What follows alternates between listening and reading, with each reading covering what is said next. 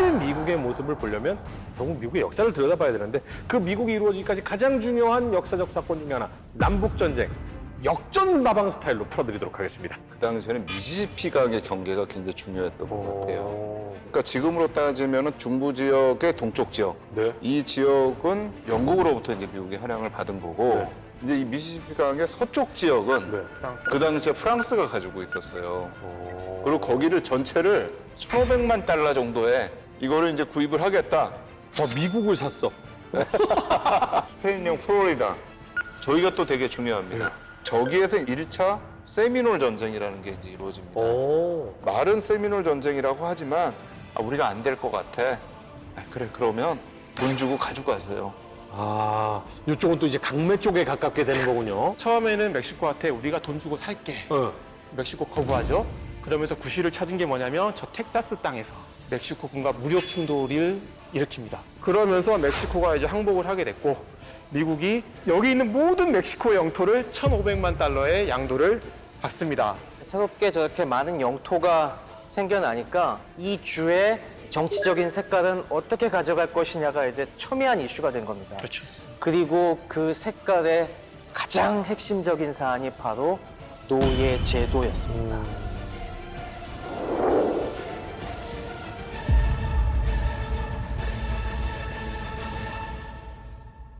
역사와 전쟁을 다루는 방, 역전다방. 진짜 미국을 이해하기 위한 첫 걸음으로 남북전쟁을 시작했는데요. 말이 남북전쟁이지 미국사를 공부하는 거 아닌가라는 생각이 들고 있습니다. 급속한 영토 확장으로 새로운 주가 연방에 가입할 때 노예제도가 불러온 첨예한 이슈, 요거에 관련해서 이야기를 한번 해보도록 하겠습니다. 이제 새로운 땅이 들어오면은 네. 그 주를 자유주로 할지 노예주로 할지에 대한 문제인데 사실 그거는 연방 정부가 이거를 결정할 것인가 아니면 이걸 주 정부에서 자체적으로 결정할 것인가를 놓고 생각해 봤을 때 어떻게 보면 연방 정부와 주 정부와의 권한과도 연결이 있는 겁니다. 그러니까 연방 정부가 결정한다는 건 네. 연방을 구성하고 있는 사람들이 투표를 하는 거고 그렇죠. 네. 주정부가 결정한다는 건 주들이 투표를 해서 결정을 한다는 거죠. 예. 그렇기 때문에 연방 정부와 주 정부 간의 권한을 어떻게 이걸 설정할 것인가에 대한 문제는 사실 이제 미국이 탄생할 때부터 이제 문제가 됐던 부분입니다. 그래서 이제 미국이 어떻게 탄생했냐면 영국으로부터 독립전쟁하면서 탄생을 했잖아요. 그렇죠. 전쟁 과정 중에 이미 13개 국가가 건국을 했고 사실 이 국가가 어떻게 보면 이제 주가 되는 겁니다. 스테이트. 그런데 독립전쟁이 끝날 무렵인 한 1777년에 연합헌장을 제정을 해서 이 나라들이, 이 주들이 이제 우리가 함께 살자 뭐 이렇게 이야기를 해가지고 13개 주를 이제 묶어가지고 아메리카 합중국이 된 겁니다. 단순한 이게 독립이 아니고 그 당시에 어떤 사상가들이 꿈꾸던 이상적인 어떤 사회와 국가를 좀 만들자 이런 차원인 거예요. 그래서 세계 최초로 민주공화정을 한번 만들어 보자, 공화 국가를. 그러면서 이제 독립전쟁이 끝난 1787년에는 그 임시 수도였던 이제 필라델피아에 모여가지고 그 새로운 나라를 어떻게 만들 것인지에 대한 헌법을 만드는 회의가 열립니다. 그 헌법에 명시된 내용을 보면은 크게 봤을 때는 국가의 주인은 국민이다. 모든 권력은 국민으로부터 나온다. 그러면서 이제 삼권 분립이라는 게 이루어집니다. 그래서 삼권 분립에서 대통령은 선거인단을 통해서 선출을 한다. 각 주에 있는. 그리고 의회는 양원으로 구성이 된다. 상원 같은 경우는 주에서 2명을 뽑아서 구성을 한다. 그리고 하원은 주의 인구 대비로 이제 우리가 구성을 하겠다. 지금의 미국 그대로네요. 그렇죠. 거의 크게 바뀌지 않죠. 네. 그러면서 사법부 같은 경우는 연방 법원의 판사는 종신제로 근무를 한다. 그래서 종신제로 복무를 하기 때문에 행정부나 입법부로부터 어떻게 보면 연방 법원은 조금 더 구속을 안 받고 자유롭다. 뭐 이런 거를 이제 만들어 놓는데 문제가 뭐냐면 이렇게 헌법을 통해서 연방 정부가 만들어지고 뭐 이렇게 했지만 그리고 이제 연방 정부와 주 정부의 어떤 권력 분할이라는 것은 좀 가능해진 것 같아요. 그런데 이 권력을 어떻게 배분할 것인지에 대한 규정을 못한 거예요, 여기서. 즉 헌법에서 연방 정부의 권한을 제한하는 어떤 그런 권리에 대한 항목이 없었어요. 이제 그렇기 때문에 이런 어떤 두 정부의 권한을 명확하게 규정지었지 못했습니다. 여기서. 근데 여기서 한 가지 명확하게 한번 짚고 넘어가고 싶은 게 있습니다. 민주공화정. 네. 그러니까 굉장히 이상적인 나라를 만들고 싶었잖아요. 민주공화정이라는 단어 자체가 약간은 사실 모순된 느낌도 좀 사실 있거든요. 그런 부분이 그러니까 있죠. 요거에 대한 명확한 정리를 원장님 좀 한 번만 해주시면 안 될까요? 민주정은 무엇이고 공화정은 무엇인데 민주공화정이라는 것은 왜 이상향인지.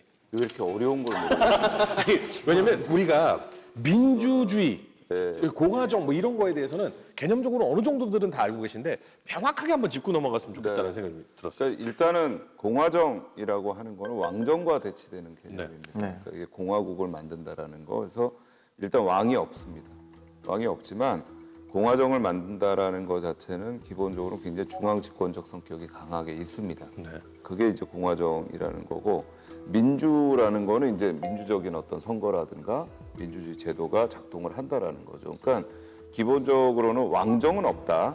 근데 거기에 굉장히 중앙 집권적 성격이 있으면서도 민주주의적인 제도를 통해서 이 공화정이 독재로 나가는 것을 막는다라고 하는 이제 그 성격을 가지고 민주공화정이라는 걸 만들어 놨지만, 사실은 이건 굉장히 지금 말씀하신 것처럼 이거 대립될 수 있는 개념이에요. 그러니까 이게 고대 그리스 로마 때부터의 고민이 뭐냐 하면, 이게 민주주의로 가면 오히려 더 독재가 나올 수 있는 가능성이 많다라는 겁니다. 그래서 민주공화정을 만들 때도 중요한 게 의회의 권한을 굉장히 강화해야 된다. 그러니까 의회의 권한을 강화해서 그걸 통해서 공화정에서 나타날 수 있는 그런 어떤 독재 가능성을 막아야 된다. 그럼 왜 민주주의가 더 독재 가능성을 만드느냐? 이게 이제 많은 정치학자들의 고민이었어요. 근데 왜 그러냐면 지금도 많이 나타나는 거지만 포퓰리즘에 의해서 어떤 소수의 권력자들이 권력을 독점할 수 있는 이 포퓰리즘에 의해서 다수결에 의한 어떤 이 정치가 이루어지면 결국 그거에 의해서 이 사람들한테 권한이 집중이 되고, 이 다수결에 의해서 이 사람들의 집중된 권한이 다수결에 들어가지 못한 소수의 사람들에 대한 독재로 이어질 수 있다라는 이제 이런 염려들이 계속 있는 거죠. 그러니까 이게 그리스 로마 시대에 보면 이 의회 제도와 비슷한 제도로 나갈 땐 이런 문제가 없었는데, 거기에 인기 있는 지도자가 하나 딱 나타나면 독재의 형태가 나타났다라는 거죠. 그거에 대한 대중적인 지지를 등에 업고 독재 형태가 나타났다. 그러니까 이게 미국이 처음에 어떻게 이 부분들을 잘 조정할 것인가. 그러니까 지금 말씀하실 때 헌법에 명시된 내용들의 선거인단 얘기가 나오는데, 사실은 대통령을 처음에는 의회에서 뽑자는 얘기가 굉장히 강하게 있었습니다. 그 민주주의의 독재를 막기 위해. 네. 그러니까 어떤 대통령이 나와서 이 사람이 또 굉장히 많은 인기를 얻고 독재를 하면 안 된다. 나중에 이제 잭슨 대통령 시대에 가면 실제로 그런 비슷한 유형들이 나타나기는 합니다. 그래서 이때도 그걸 가지고 논의를 하다가 결국은 이제 심 교수님 말씀하신 것처럼, 아, 이게 그러면은 완전하게 의회에다 주기도 그렇고 주의 힘을 살리기 위해서는 각 주의 선거인단이 있어야 되는 게 아니냐라고 해가지고 결국은 타협점으로 나온 게 요 시기의 헌법이라고 볼 수가 있을 것 같습니다. 자, 그러면 주 얘기로 다시 넘어가서 주가 먼저 생겼잖아요. 그러니까 국가가 생긴 거잖아요. 그리고 이 국가, 주의 대표들이 모여서 연방을 만들었고요. 그러면 연방 사람들은 야, 이거 우리가 모여서 저걸 만들었는데 저게 우리를 조종하면 안 되지. 이런 생각도 분명히 들 수가 있을 거거든요. 그런데 사실 이 나라의 규모가 커지면 커질수록 각 주의 목소리보다는 연방의 목소리가 커질 수밖에 없다라는 생각이 좀 들거든요. 네. 그러니까 이제 그게 초기부터 계속해서 고민이 되는 것 같아요. 미국 내에서도. 그러니까 이제 국가를 만드는 과정에서 어떤 방식으로 국가를 건설해야 되느냐. 그러니까 연방의 이해관계들을 보존해 주는 것이 우선이냐, 아니면 거기서 조금씩 양보하더라도 전체를 끌고 나가는 게 중심이냐. 근데 당연히 이제 이런 문제가 붙었을 때는 외부로부터 어떤 위기가 오면 사실은 연방. 중앙 정부를 더 강화해야 된다라는 게 굉장히 좀 목소리가 커지는 거고요. 네. 외부로부터 위기가 없을 때는 내부에서 내 이익을 찾아야 된다라는 목소리가 커지기 마련입니다. 근데 이제 미국 같은 경우에는 두 가지가 동시에 공존했던 것 같아요, 초기에. 그러니까 이게 독립을 했다고 하지만 끊임없이 외부로부터 뭐 영국뿐만 아니라 프랑스, 스페인, 다양한 어떤 위협들이 계속해서 존재를 했고요. 그러니까 그걸 통해서 신생 독립국가인 유나이티드 스테이츠 오브 아메리카라고 하는 미 합중국을 지켜야 된다라는 목소리가 하나 있다면, 다른 한편으로는 외부로부터의 위협이 좀 조용할 때는 아까 말씀하신 것처럼 야, 우리가 중심이 돼서 만들었는데 지금 왜 이거를 중앙정부 이해관계만 해? 우리 목소리가 더 커야 돼. 라고 하는 부분들이 굉장히 강했던 거죠. 근데 그 대표적인 게 사실은 초대 재무장관이었던 알렉산더 해밀턴하고 초대 국무장관이었던 토머스 제퍼슨 사이에 벌어졌던 연방파와 비연방파의 대립이라고 할 수가 있는 것 같아요. 그러니까 연방파라는 것은 말은 이제 연방파인데 실제로는 중앙정부 권한을 더 강화하려고 했던 사람들이고, 비연방파는 중앙 정부보다는 주의 이해관계를 더 강화해야 된다. 이 사람들이 너무 중요하니까 제가 또 준비를 해왔죠. 어유. 좀 달러를 준비를 해왔습니다. 달러를. 네, 그래서 제가 이제 1달러, 2달러입니다. 이 달러는 행운의 상징이라고 많이들. 네. 근데 이게 2달러 행운의 상징이라는 거는 많이 없어서. 네. 네네. 그러니까 쓰질 않으니까 네네. 많이 찍질 않습니다. 2달러짜리는. 그래서 2달러가 있고 그다음에 이제 10달러. 이제 요거는 50달러. 요거는 이제 100달러인데 네. 각각의 이제 뒷면에 있는 그림들이 또 굉장히 좀 의미가 있는 그림들입니다. 그래서 제가 요 1달러짜리는 다시 한번 설명을 하겠습니다. 왜냐하면 이게 미국의 건국 기념이 요 안에 다 들어가 있기 때문에 요거는 좀 설명을 드려야 될 것 같고 이 2달러짜리가 사실 이제 제퍼슨 국무장관이 앞에 이제 그려져 있는 네. 그러니까 이게 비연방파의 아주 대표적인 분입니다. 그러니까 이게 중앙 정부의 권한을 강화하면 안 된다.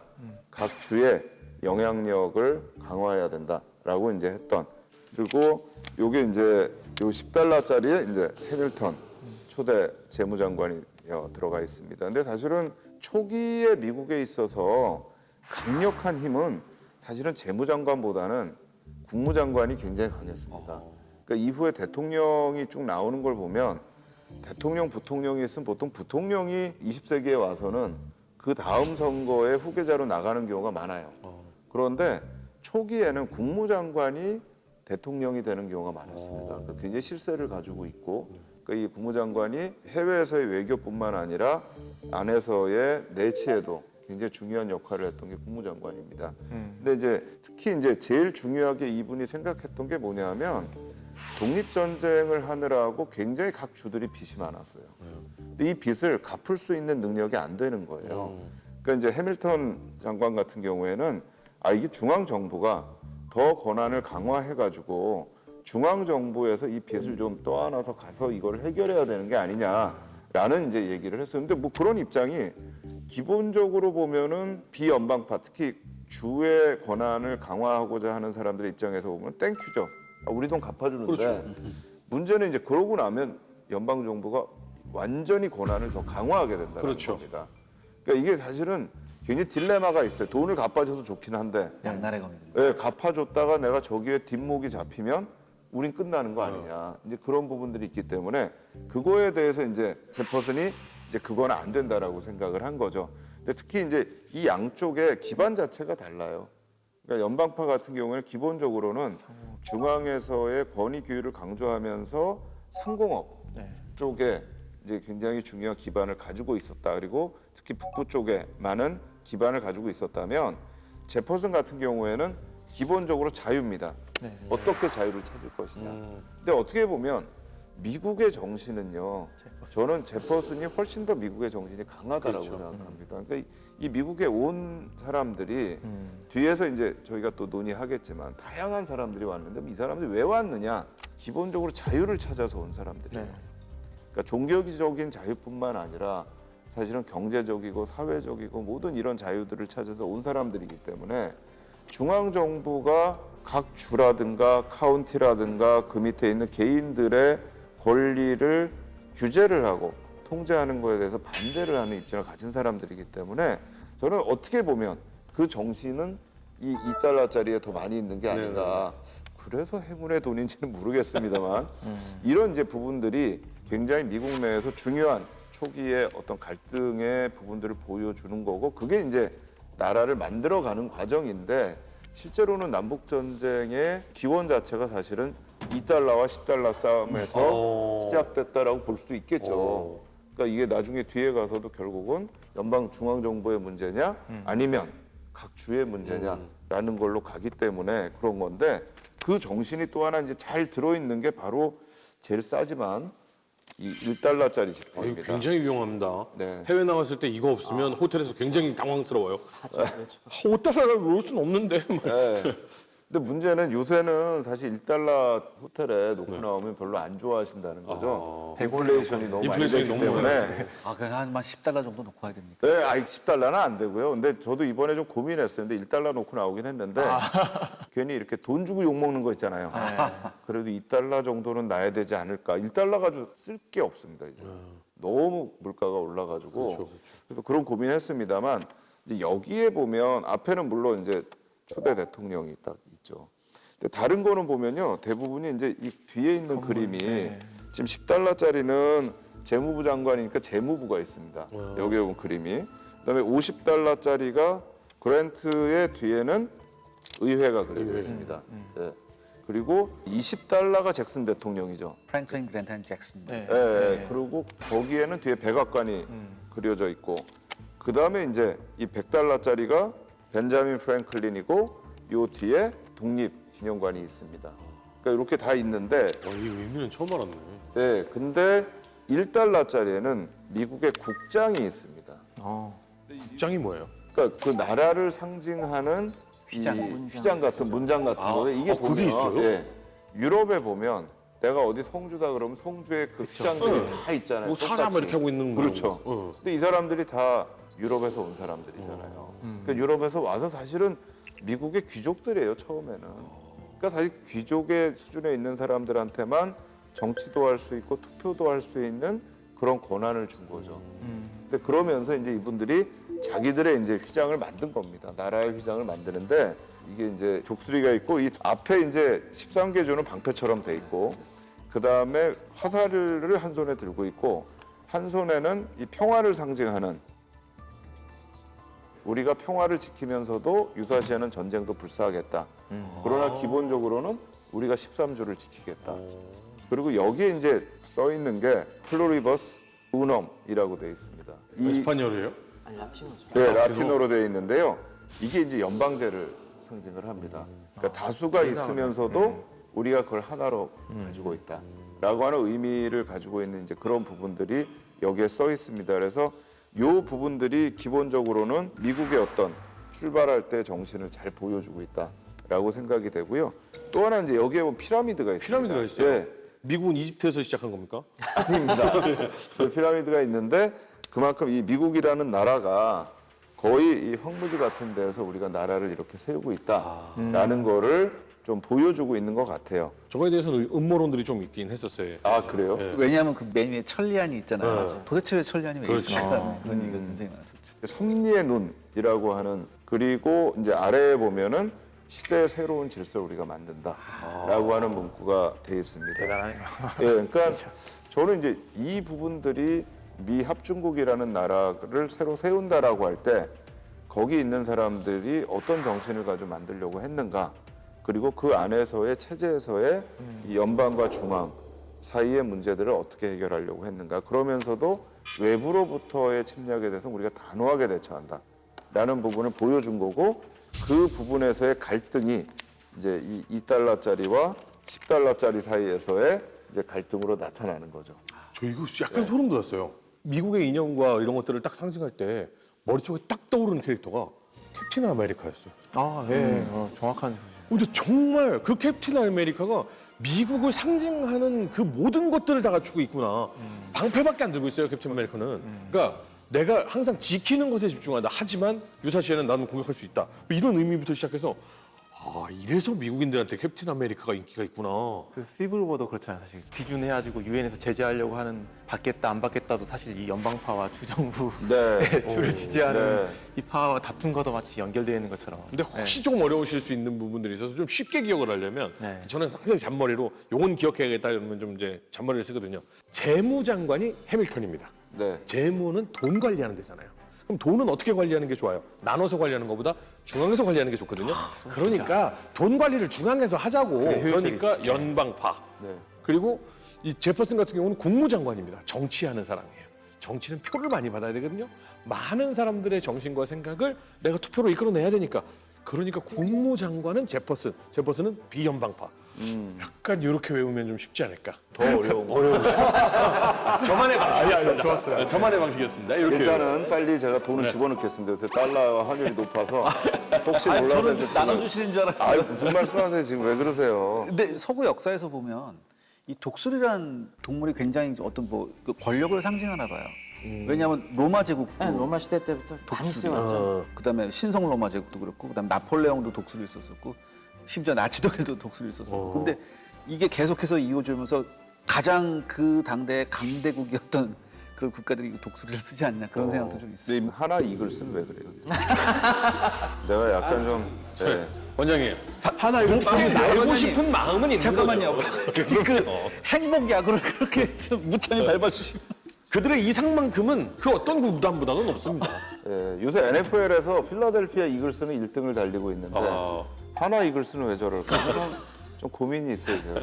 네.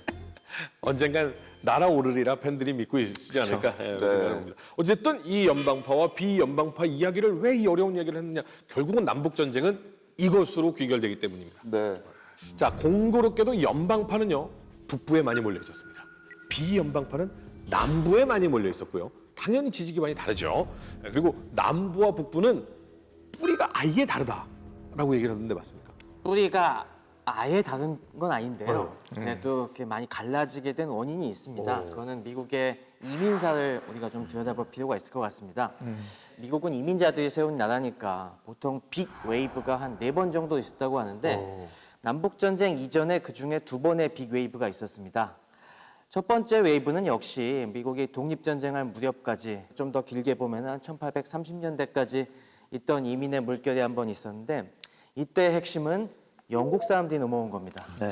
1830년대까지 한 200만 명 정도가 신대륙으로 넘어왔는데 그중에 90%가 사실은 이 영국 사람들입니다. 뭐 영국은 여기선 잉글랜드도 포함하고 그리고 스코틀랜드나 그리고 북아일랜드 지역까지 다 포함을 해서 얘기하는 겁니다. 이 사람들은 처음에 온 지역이 역시 아무래도 영국에서 제일 가까운 데가 북동쪽, 지금 얘기하는 뉴 잉글랜드죠. 뉴 잉글랜드. 네, 뭐 매사추세츠나 이런 지역에 처음에 오기 시작했는데 처음에는 종교적인 박해를 피해서 대표적으로 우리가 청교도들이 먼저 왔지 않습니까? 이런 사람들이 북동쪽에 정착을 하기 시작했고 이 사람들이 이제 뉴 잉글랜드에서 점점 세력이 넓어지니까 그 남쪽으로 내려갔죠. 그리고 동시에 네덜란드도 뉴 암스테르담, 지금의 뉴욕에다가 식민지를 차려서 조금 넘어오기도 했고 영국 사람들이 그쪽까지도 내려가 이제 살기 시작했고요. 그 다음에 이제 조금 더 지나니까 다른 유럽 지역에서도 넘어오기 시작을 합니다. 여러 가지 기근과 뭐 전쟁이나 이런 것들이 횡행하면서 먹고 살기 힘들어진 스코틀랜드 사람들이나 지금의 북아일랜드 지역, 그러니까 월스터 사람들이나 이런 사람들도 넘어오기 시작을 했고 또 퀘이커 교도들이 또 그 당시에 넘어오면서 이 사람들이 조금 더 남쪽 그리고 내륙으로 들어가기 시작합니다. 그래서 그런 사람들이 많이 정착한 곳이 이제 펜실베니아 쪽에 뉴욕보다 더 들어가서 또 독일에서도 넘어오기 시작해요. 독일의 굉장히 빈곤한 지역 중에 하나가 지금 라인란트 팔츠라고 하는 쪽 그 팔츠 지방이 있는데 이쪽이 30년 전쟁 그때 고생 많이 하고 또 프랑스가 팽창을 하면서 여러 독일 연방 국가들과 프랑스 사이에서 계속 공격로 중심에 있다 보니까 계속 치이는 겁니다. 그래서 굶주림에 시달리다 못해서 영국에서 야 우리 영국 식민지 신천지로 가서 살아라 그렇게 좀 배려를 해줘갖고 그때 또 독일 일부 사람들이 넘어옵니다. 아직 주류는 아니었어요. 작센에서 많이 안 넘어왔습니까? 작센도 많이 고통 많이 당했는데. 그건 좀 깁니다. 근데 하여튼 이 당시엔 이 팔츠 사람들 중심으로 해서 역시 펜실베니아에 많이 정착을 했어요. 그래서 펜실베니아는 지금도 뭐 가보시면은 상당히 중유럽의 뿌리 깊은 토박이들이 있습니다. 거기 굉장히 아직도 사실은 퀘이커들이 그대로 있는 데가 펜실베니아고 펜실베니아는 제 느낌이 너무너무 다양한 사람들이 사는 동네인 것 같아요. 거기는. 그 다음부터 또 이제 점점점 이 사람들이 내륙으로 들어가기 시작합니다. 18세기 초반에 들어가면 역시 뭐 스코틀랜드, 북아일랜드 사람들이 이제 들어오면서 이 사람들은 당연히 오면은 그 전에 먹고 살던 게 농업하면서 먹고 살던 경험이 있었으니까 빈 땅 없나 하면서 자꾸 들어가게 되지 않습니까? 근데 해안 쪽은 이미 다른 사람들, 먼저 온 영국 사람들이 차지를 했으니까 조금 더 내륙으로 들어가자 해서 이때부터 에팔렌치아 산맥, 동부에서 그 중부로 넘어가는데 산맥이 있지 않습니까? 이 산맥 지역으로 점점 파고 들어가서 점점 안쪽으로 들어가기 시작을 하고요. 그 다음에 이제 이 남부 쪽이 조금 그 성격이 다른 측면이 있습니다. 남부도 처음엔 영국 사람들이 많이 들어갔습니다. 북쪽에서 서서히 넘어가기도 하고 남부로 직접 들어온 사람들도 있었어요.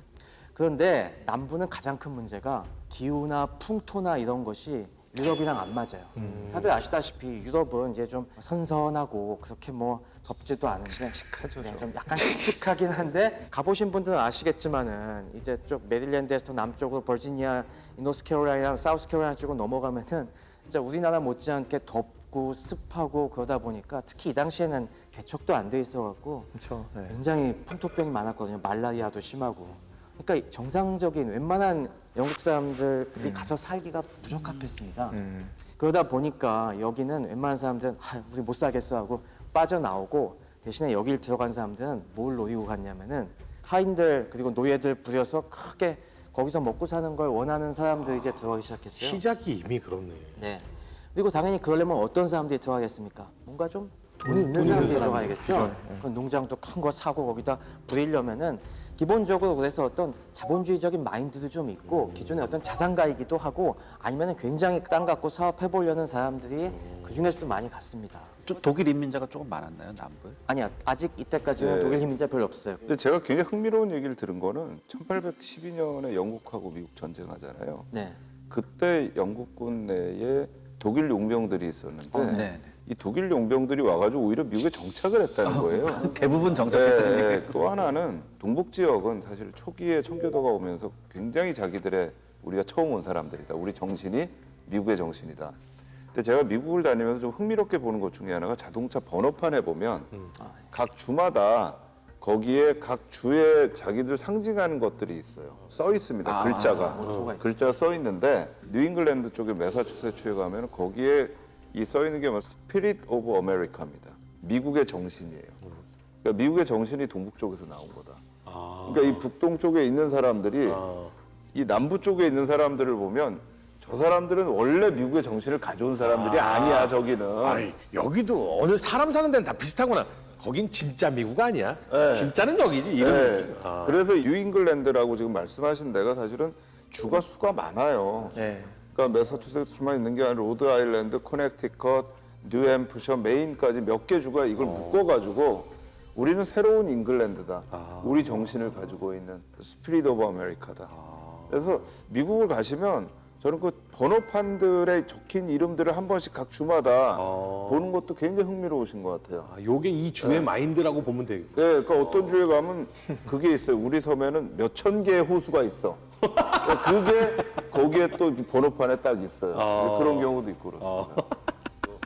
재밌다. 그러다 보니까 아까 재무장관과 국무장관의 대립이 발생하는 그게 여기도 이제 나타나기 시작하는 것이 남부에 간 사람들은 그런 식으로 뭔가 좀 간섭받기 싫거나 시골에서 좀 조용히 살고 싶은 사람도 있고 아니면 간이 커서 이렇게 사업을 크게 좀 해보려는 사람들이다 보니까 뭔가 연방이라는 존재가 자꾸 뭐 나에 대해서 간섭하고 하는 걸 싫어하는 겁니다.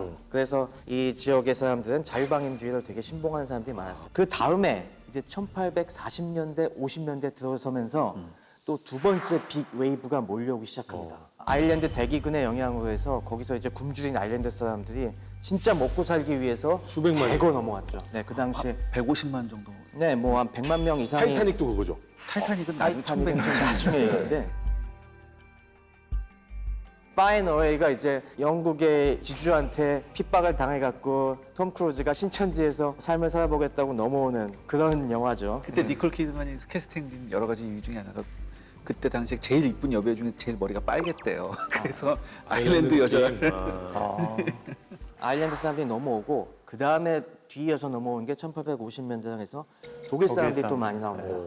독일 사람들이 이 당시에 많이 넘어온 이유 중에 하나는 뭐냐면은 유럽에 1848년 혁명이 있었기 때문입니다. 1848년 혁명을 통해서 많은 이 자유주의자들이 정치 체제를 엎어보겠다고 시도를 했지만은 실패하죠.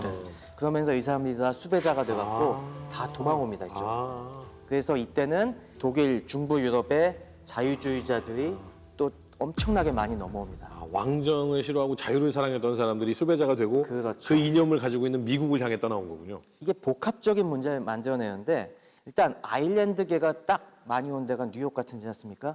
그래서 기존에 와 있던 영국계들과의 갈등이 벌어집니다. 아, 하긴 아일랜드계는 막 뿌득뿌득 일어가는 사람들 아니야. 아, 그렇죠. 그러다 보니까 그걸 그린 대표적인 영화가 갱스터 오브 뉴욕입니다. 그렇죠. 기억나시죠? 굉장히 디카프리오와 이 다니엘 데이 루이스가 아주 그 엄청나게 강력한 캐릭터로 나와서 한판 붙지 않습니까? 아니 그러니까 백주 대낮에 저기서 유혈이 낭자한 싸움을 네. 벌일 정도. 갱스터 오브 뉴욕은 그 배경이 뒤에 남북전쟁까지 거쳐있기 때문에 그 뒷얘기는 나중에 하겠지만은 거기 초반 얘기는 바로 1840년대 이 소위 말하는 네이티브들과 아일랜드계 이민자들의 충돌 얘기입니다. 그래서 이 당시에는 이 영국계 네이티브들이 이민 더 받지 말자 막 그런 정치 운동까지 벌였어요. 그래갖고 당도 있었죠. 네, 당까지 반이민당이라는 게 있었는데요. 예. 자기들도 이민자 출신이면서 결국에는 더는 안 돼. 이렇게 그게 굉장히 재밌는 것 같아요. 최근에 유럽에서 만든 당 중에 하나가 연금당이 있대요. 연금당? 연금을 제대로 받기 위해서 이 연금이 갈수록 자꾸 줄어들잖아요. 그래서 한국도 연금당을 만들어야 되는 게 아닌가 뭐 이런 얘기가 나오는데 저때 만든 당들이 보면 굉장히 이름들이 직설적이에요. 근데 굉장히 핵심의 가치를 느낄 수 있어서 좋은데요. 네. 어. 근데 문제는 이제 그 당에 공조할 수 있는 사람의 확장성에 한계가 있죠. 그렇죠, 그렇죠. 네, 그게 이제 문제죠. 그러나 이제 그거에 정말 이해관계 있는 사람들은 진짜 충성심이 강할 수 그렇죠. 있는. 왜 보통 뉴욕 출신의 뭐 양키란 말 굉장히 많아요. 어디서 나온 거예요? 너 이거 들어본 적 있어? 유럽에서 넘은 이민자들이 얀씨가 많았대요. 얀씨가 그래서 여기 저거 이 얀씨들 저거 이렇게 해가지고 양키즈가 됐다고. 정확히 알고 있는 맞아요? 그래서 뉴욕 양키즈가 된 거죠. 그렇죠. 뉴욕 쪽에는 네덜란드 쪽 사람들이 많아서 그 사람을 니코보코라고 얘기해요. 니코보코? 네. 상표잖아요. 네. 이거 리복과 같이 경쟁했던 굉장히 유명한 상표인데. 뉴욕 닉스. 알죠, 알죠. 그다 네덜란드 사람들이에요. 뉴욕 닉스. 닉스가 네덜란드인들이에요? 네. 아, 재밌는 거 많네. 네, 그래서 그 하여튼 이 아까 제 자동차 번호판만 말씀드렸지만 팀들의 이름도 그게 있어요. 그래서 뉴잉글랜드는 패트리어트잖아요. 우리는 독립 전쟁에서 이긴 애국자들이야. 그래서 뉴잉글랜드 패트리어트예요, 거기는. 아, 그래서 배트리어트예요. 이게 북부와 남부의 성향을 더욱 갈라놓게 만드는 원인이 되는데 이 두 번째 웨이브가 아일랜드 사람들은 당연히 이런 지주들, 영국 지주들 실어갖고 넘어왔는데 아니 여기 북부에서도 영국 놈들이 막 우리 텃세 부리고 저 남부에는 지주들이 득식을 해? 엄청나게 반감이 가질 수밖에 없죠. 또 독일 사람들은 이 당시에 와서 자유주의자들이 어디로 가냐면은 중부로 갑니다. 이제. 시카고 그리고 미드웨스트 여기 오하이오, 위에 위스콘신, 오하이오 이런 쪽으로 그쪽으로 가는데 그쪽이 뭡니까? 이제 새로 연방에 편입되기 시작한 우리 지난번에 본 준주 이런 데지 않습니까? 그러니까 이런 자유주의자들이 가서 노예제를 받아들이겠어요? 아, 그렇지. 노예를 좀 반대하겠는 느낌이. 그렇죠.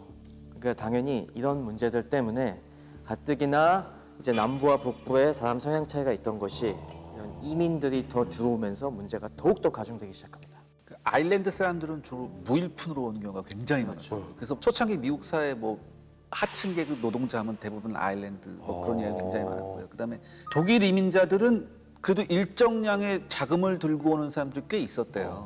아일랜드는 배고픔을 쫓기 위해 왔고 독일은 자유를 위해 왔으니까. 근데 이제 시카고에 이주를 이제 많이 독일계가 했는데 재밌는 얘기가 시카고에 가보니까 우리나라하고 기후가 왜 이렇게 비슷해라는 말을 굉장히 많이 했다고. 그러니까 이때만 하더라도 이제 출신별로 그 백인 이민자들끼리 서로 싸우고 대립하잖아요. 나중에는 뭐 그리스도 오고 이탈리아도 오고 하는데 더 나중에는 이제 히스패닉들, 멕시칸들, 그다음에 아시안들이 오면서부터는 백인들은 이제 백인이라는 걸 만들어 버리는 거죠, 자기들이. 아, 외부가 들어오니까 안에서는 뭉치게 되는. 그렇죠. 네. 그럼에도 불구하고 아이리시들이 들어오면서 이제 종교적인 부분들이 굉장히 다양화가 되는 거죠. 네. 기본적으로 가톨릭이 들어오는 거거든요. 그렇죠. 네. 기본 처음에 들어왔을 때 사실 가톨릭이 없었는데, 그러니까 이게 이제 미국에서 자유라고 하는 부분들의 가장 핵심적인 부분이 사실 어떻게 보면 개인 인권의 자유보다는 종교적 자유의 의미가 훨씬 더 강했던 부분들이 있는 것 같아요. 그래서 이제 아이리시들이 들어온 거고, 그 당시에 풍자화들을 보면 그 풍자화에 나타나 있는 굉장히 좀 이제 행색이 초라한 사람들로 많이 나오는 게 아이리시하고 스코티시입니다. 이제 그쪽을 아무래도 그 시기에는 가장 재화로 따지면 제일 못 사는 사람들, 못 사는 이민자들 이제 그렇게 묘사가 됐었죠. 재미있는 거는 뭐 이 시기에 이민자들이 오고 나서 인구가 굉장히 폭증을 하거든요. 제가 하나 여쭤보겠습니다. 1840년대 백인 여성 1인당 출산 수가 대충 얼마일 것 같아요? 9명. 영화를 대충 따져보면 네, 6명? 정확합니다. 맞아요? 예, 1840년대 백인 여성 1인당 평균 6.14명의 아이를 출산.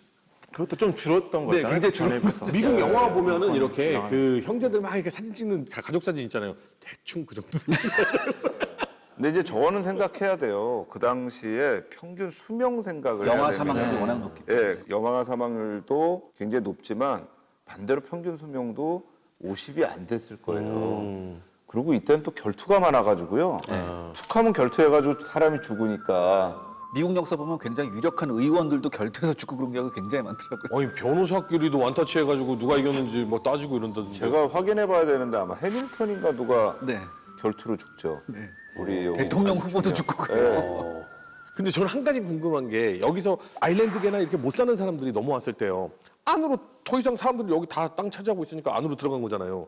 그러면 지금도 미국은 자동차 타고 1시간, 2시간 가야지 자기 집 나오는 그런 지역들 많잖아요. 그때는 아예 사람이 없을 거 아니에요, 주변에. 그러면 그냥 주인 없는 땅에서 농사 짓고 사는 거예요? 여러 가지가 조치도 있었는데 그런 식으로 미리미리 들어가서 그냥 자기가 빨리 울타리 치고서 나중에 연방에서 조사할 때 여기 내가 점거하고 있었던 땅이다라고 해서 인정받기도 하고 그래서 개척민이 굉장히 중요한 거예요. 가서 먼저 그 땅을 개척해서 그런데 이제 그런 방식도 있었고 아니면 뭐 선발대가 미리 들어가서 땅을 구획을 나눠놓고 이민자들이 들어오면은 땅을 나눠줬죠. 막 여러 가지 방식으로. 근데 구매를 해야 되죠. 왜냐하면 우리가 지난번에 봤지만 이 지역을 미국이 샀거든요. 그렇죠.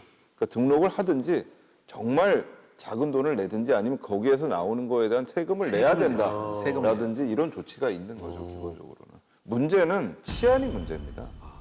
그게 제일 큰 문제죠. 치안보다는 곰이나 늑대가 더 무섭지 않았을까요? 그것도 치안에 들어가는 거죠. 그것도 치안에 들어가고. 네.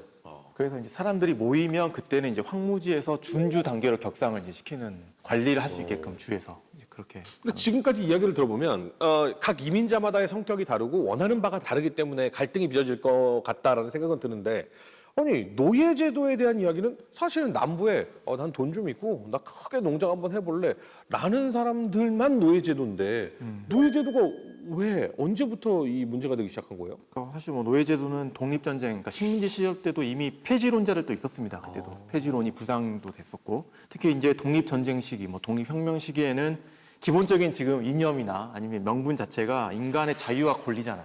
그래서 독립선언문 초안을 작성할 때도 노예제도 문제에 대해 어떻게 할 건지에 대한 그게 이슈가 됩니다. 그래서 지금 이제 보면은 독립선언문에 이렇게 나와 있잖아요. 우리는 다음의 진리가 자명하다고 믿는다. 모든 사람은 평등하게 창조되었으며 이들은 창조주에게 생명, 자유, 행복, 추구를 포함하는 양도 불가능한 권리를 부여받았다. 그럼 여기서 결국 모든 사람에서 흑인 노예는 어떻게 할 것인가? 당연히 문제가 될 수밖에 없잖아요. 그런데 아이러니하게도 이런 헌법을 만드는 과정 중에서 노예제를 폐지할 것인지 말아야 될 것인지에 대한 문제는 논의 자체를 잘 하지 못했어요. 꺼내기가 좀 껄끄러워서 네, 그러니까 어떤 문제가 있었냐면 이미 연방이 만들 과정 중에 북부 나라들 같은 경우는 거의 뭐 어떻게 보면 노예제도를 금지한 나라들도 이미 있었고 주들도 있었고 아니면 앞으로 우리는 점진적 폐지를 하겠다 뭐 이런 입장도 있었는데 남부 같은 경우는 이제 그러지 못했던 거죠. 그러니까 껄끄러웠던 거예요 어떻게 보면. 근데 그리고 이게 그 문제도 있는 것 같아요. 네. 영국이 이미 네네 18세기에 노예제도를 폐지를 폐지했습니다. 했어요. 네네 그러니까 이제 영국에서 넘어온 사람들이 여기서 노예제도를 또 가죠? 그렇죠. 에 대해서 굉장히 부정적인. 네, 네. 부정적인 부분들이 있었을 거고 네.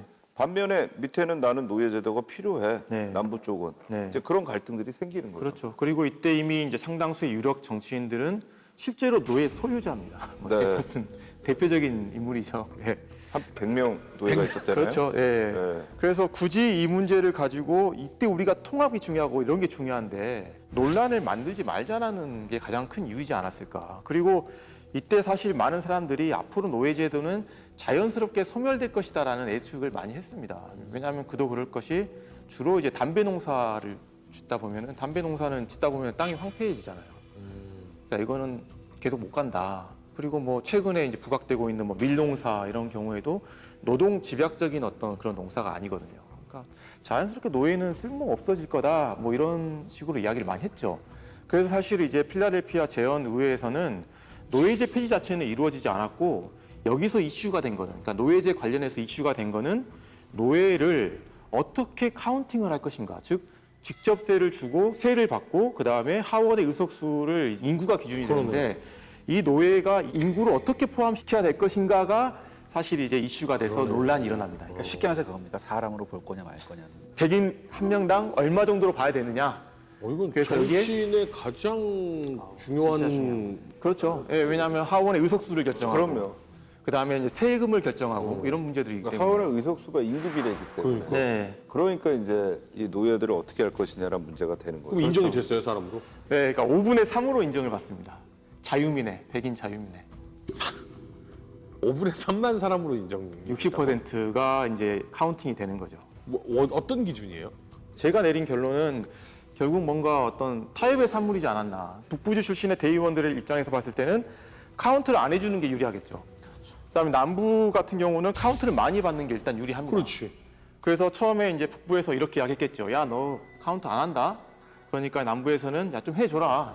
그럼 북부에서는 야, 그래, 오케이. 3분의 1로 해줄게. 그럼 남부에서는 10분의 9 정도는 해줘야지. 그러면 북부에서 아, 오케이. 내가 그러면 한 절반 정도 해줄게. 그럼 남부에서는 야, 5분의 4로 좀 해줘. 야, 이제 알았어. 5분의 3으로 해줄게. 이게 마지노선이야. 뭐 이런 식으로 결정이 되지 않았을까. 아, 사람을 인정하는 걸 네. 4달러로 했다는 거잖아요. 네, 그런데 야, 이거 더 줘. 뭐 이렇게. 사실 여기서 여러 안들이 있었어요. 그러니까 절반으로 하자는 안도 있었고, 뭐 3분의 1로 하자는 안도 있었는데 왜 하필 여기서 5분의 3으로 합의를 봤을까라는 거를 이제 나름 당시의 인구를 통해서 좀 볼 필요가 있을 것 같아요. 그러니까 1790년 자료가 있더라고요. 거기에 보면은 북부 자유주 같은 경우가 한 188만인데 노예가 한 4만 정도입니다. 그럼 남부는 인구가 조금 더 많아요, 북부보다. 193만인데 노예가 65만 4천입니다. 그러니까 3분의 1이 노예인 거죠. 그래서 남부의 백인 인구만 따졌을 때는 127만 6천입니다. 그러면 북부보다 훨씬 열세잖아요. 그렇죠. 그래서 이걸 5분의 3으로 카운팅을 하면은 북부가 남부보다 한 20만 정도가 우위에 있고요. 한 5분의 4 정도로 카운팅하면 한 10만 정도로 근소하게 북부가 우위에 있습니다. 그런데 이게 이제 1790년의 기준이다 보니까 1787년의 기준으로 따졌을 때는 아마 북부 인구가 이때보다 더 적었을 거예요. 이민자들도 있고 여러 가지 유입도 있었기 때문에. 그래서 1780 기준으로서는 한 5분의 3 정도가 근소하게 북부가 앞선 기준이 아닌가. 그러니까 북부도 나름의 어떤 우위를 좀 확보하면서 남부를 타협할 수 있는 수치였지 않았을까.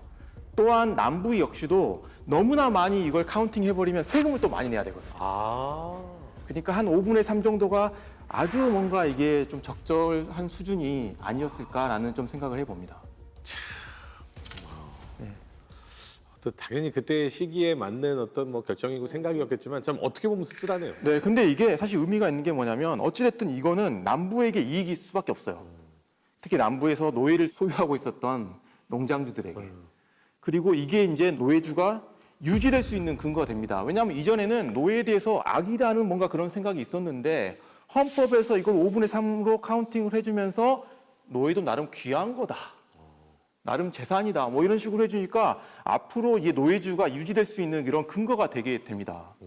그리고 북부가 분명히 손해임에도 불구하고 왜 이거를 허용해 줬을까라고 했을 때는 아까 마찬가지로 노예제 폐지 자체를 논의하지 않은 것처럼 앞으로 노예제는 어차피 점진적으로 없어질 거기 때문에 굳이 우리가 여기서 뭔가 티격태격 엄청 심하게 할 필요는 없을 것이다라는 어떤 그런 정치적 판단이 분명히 작용을 했던 것 같아요. 그러면 이 상황에서는 뭐 북부 남부라고 나눌 수도 있겠지만 노예주와 노예를 인정하지 않는 주로 명확하게 구분이 되는 거예요. 자유주와 노예주를 만드는 그 라인을 메이슨 딕슨 라인이라고 불렀어요. 네, 메이슨 딕슨 라인인데 어떤 이름을 땄냐면 영국에서 건너온 이제 2명의 측량사가 있었는데 식민지 시절에 여기서 이제 측량 작업을 했거든요. 그래서 이 사람들의 이름을 따서 이 메이슨 딕슨 라인이라는 걸 만들었는데 그 선이 사실 어떤 선이냐면 펜실베니아랑 메릴랜드를 가르는 선입니다.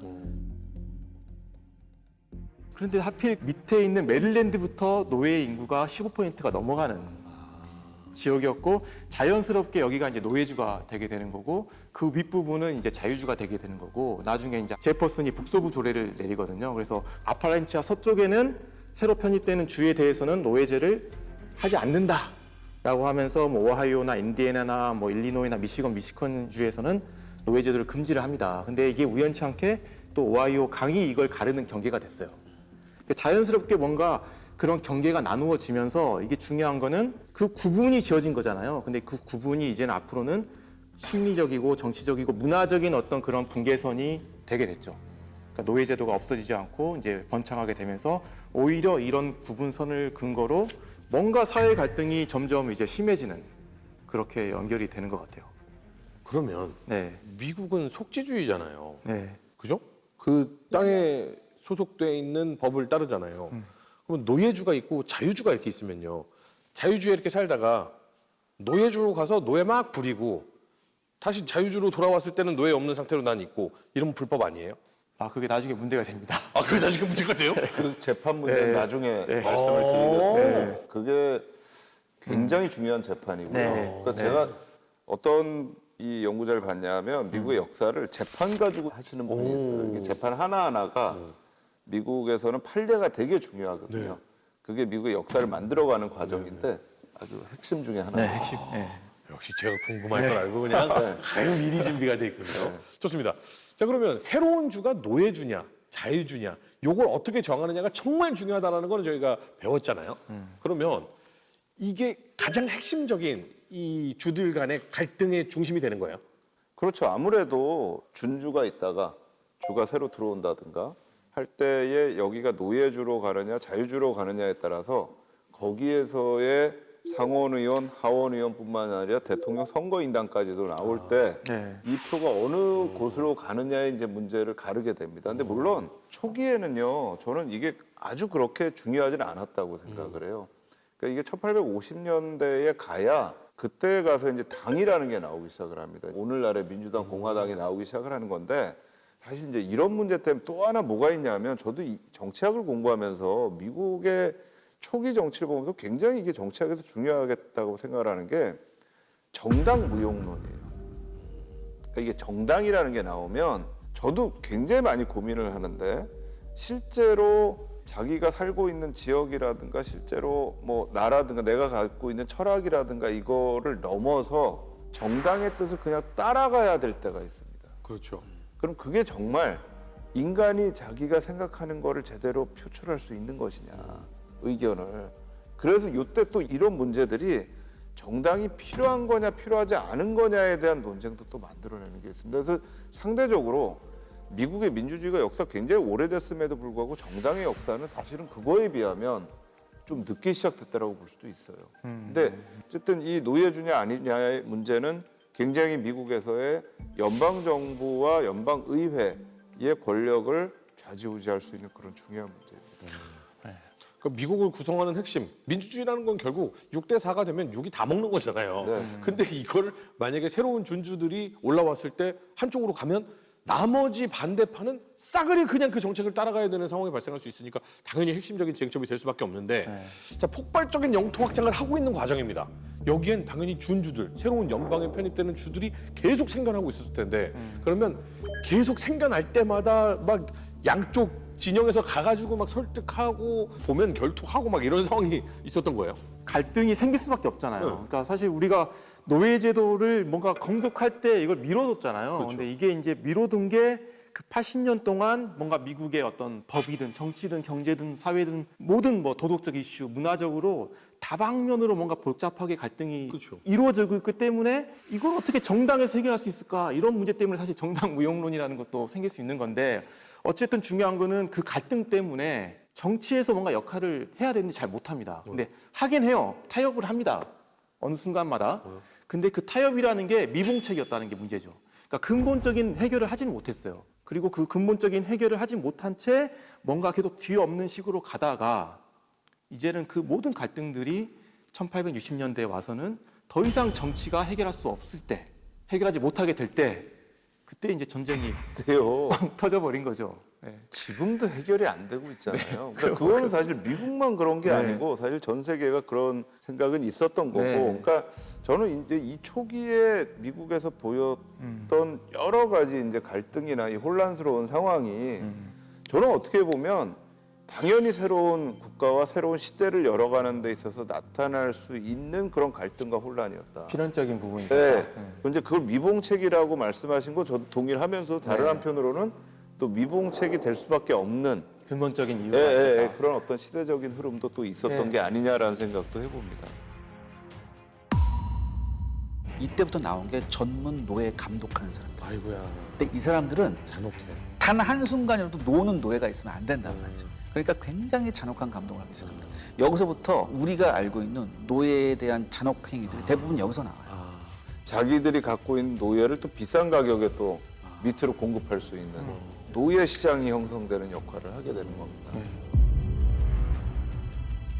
남부를 대표하는 이제 주가 버지니아거든요. 네. 미국에서 가장 인구가 많았던 주인데 여기서 노예가 거의 한 40만 정도가 됩니다.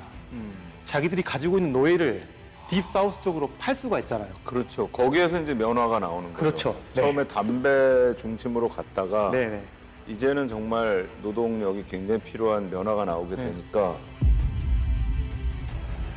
증기광 같은 이런 동력을 이용해 갖고 더 훨씬 빨리 기계를 돌릴 수 있게 된 거죠. 척척척척척척 네. 이렇게. 근데 이게 1810년이 되면은 4만 톤이 넘어가고 기하급 수준이네요. 1860년 전쟁 직전이 되면은 이게 무려 100만 톤이나 생산하게 됩니다. 지금 저런 요게 몇백만 톤이 나온다는 거야? 그렇죠.